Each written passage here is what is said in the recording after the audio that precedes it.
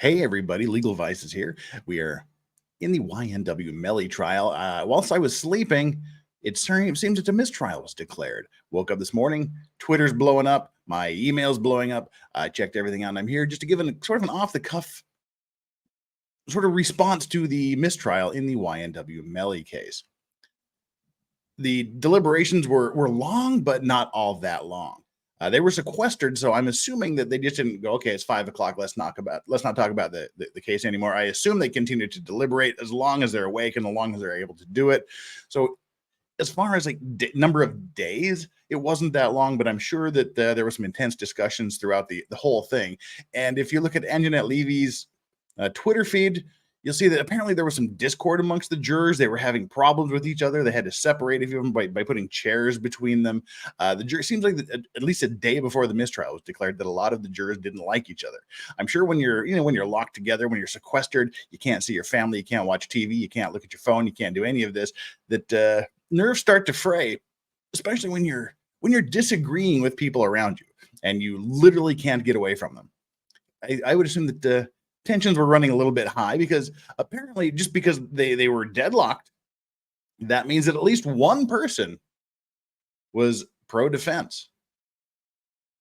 And I had thought, I mean, in my view, they had proved beyond a reasonable doubt that he was the party responsible. Just looking straight at the facts, looking straight at the testimony. But after I heard about the mistrial, I went back and I watched most of the closing arguments from the defense. And I gotta say, I thought he was persuasive on a lot of things.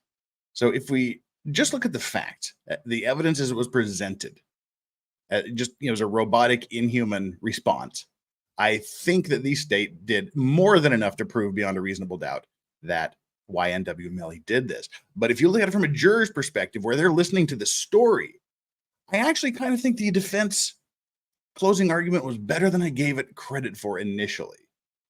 Because I think he made some very good points. They botched a lot of the investigation. They didn't do a lot of things. Some of the things that he was saying that they botched, they didn't do completely, I don't think were particularly relevant, but they just kept hearing that the prosecution didn't do this, prosecution didn't do that.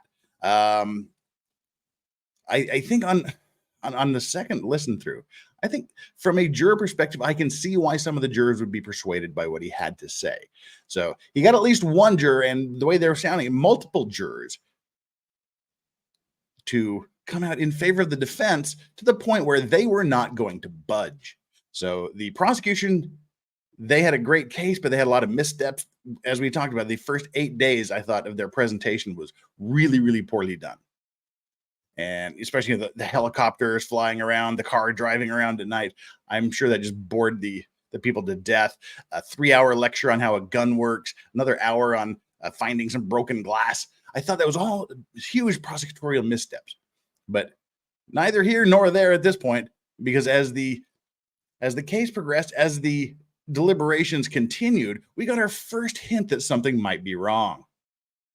Here we have this article talking to us about jurors hearing a U.S. rapper's murder trial reportedly deadlocked. This was, I think, on day 2 of the deliberations. So as the 24-year-old waits to learn if he could be convicted and then sentenced to death. YNW Melly, whose real name is Jamel Demons, was charged with 2 counts of first-degree murder. We all know that. We all know what his best hit song was. But after closing arguments this week, the jurors wrote in a note on Friday, "What if we can't come to a decision? Everyone is stuck on which side they chose." Now, this is our first chance. This is our first indication that something is afoot in the jury room. When they start sending messages like that to the judge, things have pretty much broken down. But you can see they were asking for additional evidence. They wanted the witness, Mr. Glass. They wanted his testimony reread. They were asking for Juvie's phone. They were asking for a lot of the evidence. So that shows they're at least considering it. They didn't all just walk in and go, okay, we know how we're voting and screw you. I'm voting this way. Nothing will ever change my mind. This indicates that they're still trying to work through it. But it looks like at some point they all got tired and okay, we've seen the evidence. We've talked about it. I'm not convinced, and you're not gonna strong arm me into a compromised judgment. So that was kind of our first look that something might not be going quite as fluidly as we would like during the deliberations. So yeah, what if we come to a decision, everyone's stuck on their what side they chose? The Miami Herald reported that Judge Murphy brought the jury back into the courtroom and read them the Allen charge, which refers to a set of instructions urging jurors to reach a verdict, which is essentially what he did. He said, that's your job, is to go and render a unanimous verdict. So go back and try it again. If they don't, the case will result in a mistrial, the jury was reportedly told. Now, this is the interesting thing. We'll talk about this just a little bit more if we have the time. They did get the mistrial. We're going to go through the video on that in just a minute. But after the mistrial is declared, this is a thing in Florida, they have to do a new trial within 90 days. So 3 months from now, they've got to be giving another trial. It's it triggers another speedy trial. And unless YNW Melly waives his right to a speedy trial again, the state has 90 days to get this trial underway. And I think if I was his defense lawyers, I would not waive my right to a speedy trial. I would push the state to go ahead, because the longer they have to investigate things. Remember, 3 or 4 years after the accident, after the murder, they were rooting through the vehicle again, doing some more investigation, and then they found these shell casings. Somebody missed apparently for 3 or 4 years. So if we waive the right to a speedy trial, that gives the prosecution more time to find more evidence that they didn't find 4.5 years ago. So I would push for the speedy trial to go ahead. Now, this article also raises some interesting issues that I was thinking about myself. However, prosecutors would then be able to pursue within 90 days of the mistrial being declared, giving the state another opportunity to retry the defendant, a lower threshold for the death penalty. In April, Florida governor and Republican presidential candidate Ron DeSantis signed a new statute into law that allows juries to recommend a death sentence with an 8-4 majority instead of a unanimous vote. He says, proper justice will be served in the state of Florida, DeSantis said at the time. Now, he said Alabama is the only other state that allows split juries to recommend death sentences and requires 10-2 majority. I thought there may have been one other one, but I guess it's only Alabama. Now, I'm wondering if this new law did not come into play in their decision, because now you're telling people that they have to convict people, and then they have the issue of whether to sentence them to death on an 8-12 majority vote. I'm wondering if that didn't place just like some inherent burden on the jury, where they're going, okay, now if we convict this guy based on the evidence that's been presented to us thus far, if we have to convict the guy on that, then only 8 out of 12 of us are needed to put this young man to death. So again, I'm wondering if this might not have caused them to sit back and really, really look closely at the evidence and hold them to maybe even a higher standard than they normally would have been if they wouldn't have messed with the death penalty recommendation requirements. So that's something to think about. Did this lowering the threshold for killing someone, lowering the number of people required for your government to kill you if you're convicted? I strongly wonder if that did not influence them and make them look even more closely, even more to scrutinize even more the prosecution's evidence in the prosecution's case. But whether or not that's it, at least one of the jurors, clearly more than one of the jurors, because they kept saying jurors when they're talking about the split. We don't know exactly what the split was. We don't know how they voted, but they kept using the plural term. So it seems like more than one of the jurors was convinced that he should be found not guilty, and weren't willing to budge. So that leads us to the actual moment. Let's bring that up here right now, and we'll watch that. This is the moment that the judge declared the mistrial. Thank you. Please be seated. Let the record once again reflect the presence of the defendant, his counsel, the state attorney, and the ladies and gentlemen jury. Ladies and gentlemen, she's a juror inquiry form. It indicates that after further discussions, reviewing the evidence, and speaking freely amongst the jurors, we are still unable to reach a unanimous decision. So this is after they've been given the Allen charge and told to go back and think about it some more, because that's their job, to come back and render a unanimous verdict. So they're saying they give them the form and saying, we've been doing it. We're still not able to reach a unanimous verdict. So at this time, what I am going to do is just declare a mistrial, the case was mistried, and indicate to you that how much we appreciate the fact that you were here and willing to serve. One thing I try to tell jurors at the beginning of the trial process, all through voir dire, is how much we appreciate the fact that they're here and willing to serve. Okay, so what happens to these jurors now? They're gone. They're done. These jurors are done. As I mentioned, the state has 90 days to get the next trial underway, unless the right to a speedy trial is again waived. But it's going to be a completely brand new jury. These jurors are done. Their job is over. They sat there for over a month and couldn't come up with an answer. So it's a do-over. You get a mulligan. Say, all right, we're done.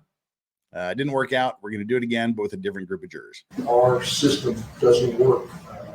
We're not getting people from the community to come in here and listen to the facts of the case and make decisions. These type of decisions, they're hard decisions. We very much appreciate the fact that you gave us the time, because we've been here a long time. We understand that. You gave us the time and you put your best effort to see if you can bring the case to a resolution. Unfortunately, it wasn't able to happen. But I want to thank you again for your time and consideration of the case. I also want to advise you of some very special privileges enjoyed by jurors. Okay, so now this is the same instruction that is given to most jurors in most trials almost everywhere in the United States. Your jury's job is done. Nobody can force you to talk about it. Nobody can force you to open up to it. But you can voluntarily and freely talk about the trial at this point, but don't infringe on other people's. Don't infringe on other jurors' right to privacy.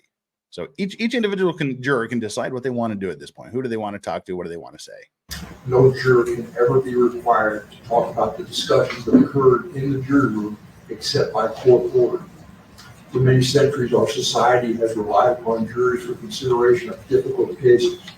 We have recognized for hundreds of years that jurors' deliberations, discussions, and vote should remain their private affair as long as they wish.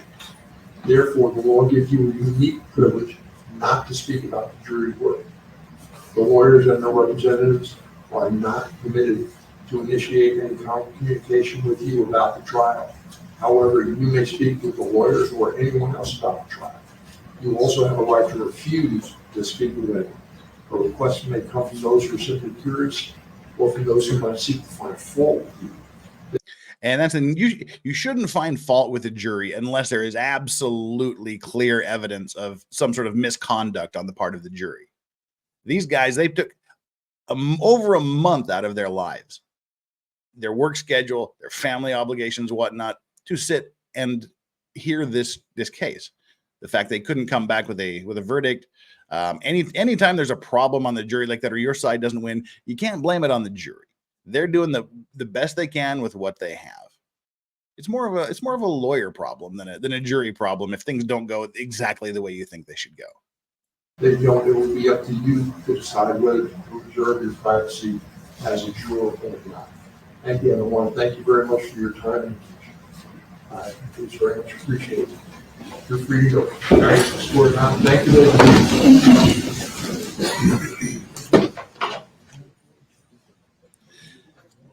And let's fast forward till the jury gets out of the room.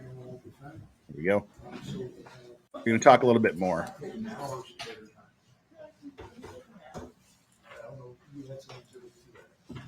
See, now this is what we were just talking about. Now he's getting into the scheduling. So, okay, what do we do now? Knowing that they've got 90 days to start this trial again. The prosecution knows they've got these 90 days to start again. All right, so how do you want to address this now, Council? Can you set a scheduling date and pick to start within 90 days? Unless you're going to start to waive that. Yes, he says right here, I'm going to start with the 90 days. We're not prepared. And the defense. I would ask that we set this in a week for our status report. Is there any objection to that? No, you're right. So why don't we put it on the docket for next Friday? Just check to make sure we're all available. You said we would. Thereabouts. It's not a problem. That's the 28th. Okay, so there we go. As I just mentioned, she said they're going to retry this case. We're starting the 90 days right now. And the defense said, we're not really sure where we're going with this right now, but we want a status hearing next Friday. That's how fast this is going. They've already got a status hearing scheduled for the next trial coming up. So this is really fascinating. They're going fast on this. And it doesn't sound like the defense is going to be prepared or going to want to waive this right to a speedy trial, because they're the ones calling for the status conference, not the prosecution. So the prosecution has telegraphed that we're going 90 days, and the defense says, let's talk about this next Friday. So there's going to be a status hearing on Friday, the 28th of July, 2023, and we'll have to see how that goes. But after the trial was finished, after everybody left, after all the scheduling was done and whatnot, the defense lawyers gave a brief interview here on Law and Crime. Let me get this up here. And I need to have both of your reactions.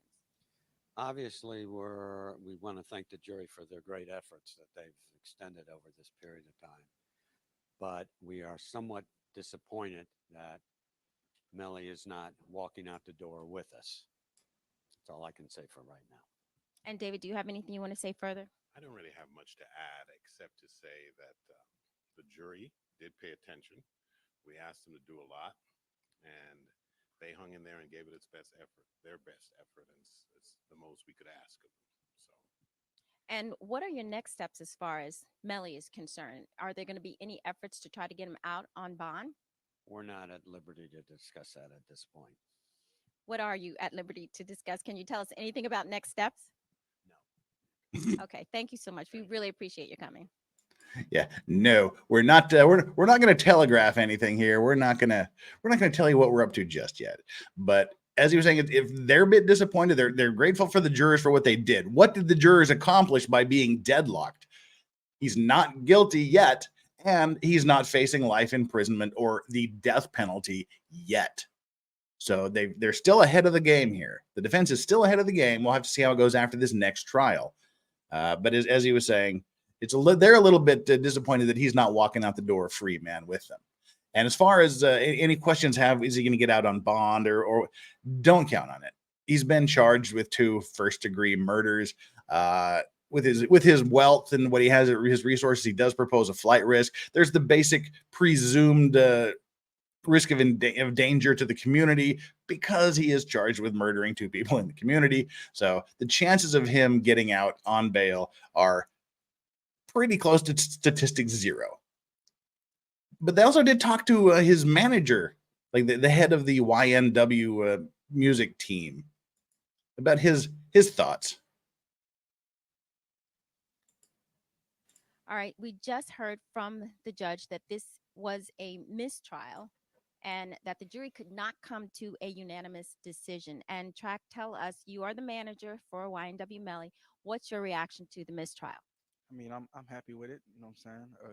It's not the verdict we would want, of course, but it's a second chance, and I take that literal for everything. Second chance of life, second chance for better defense. So, I'm excited. Really feel like Melly's coming home. Ben felt like that, but it's just confirmed it. Have you had a chance to talk to Melly since he's been during this trial, and whether or not what his reaction would be to a mistrial?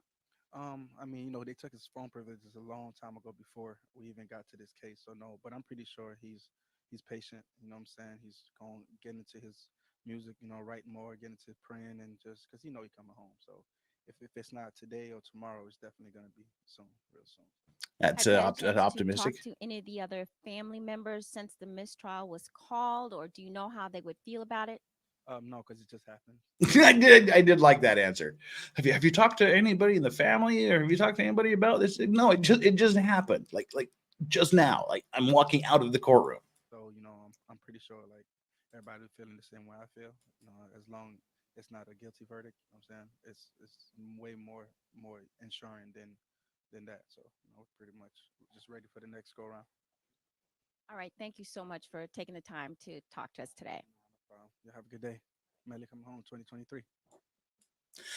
All right, so that's where we are. A mistrial has been declared. The state has given us their intention to proceed with a retrial, and that retrial has to start within the next 90 days, unless YNW Melly waives his right to a speedy trial. A new jury will be impaneled. Then they'll just start over again. We'll keep following this as it goes. Until then, make sure you like and subscribe to the video, subscribe to the channel, like the video, all that other YouTube-y stuff, and stay tuned to my channel, Legal Vices, for continuing coverage of other legal issues and our Maritime Monday, and we do an OJ Simpson Thursday. We've got all law all the time with some fun pop culture and other events in between. So stay tuned, and until we meet again, make sure you enjoy your legal vices.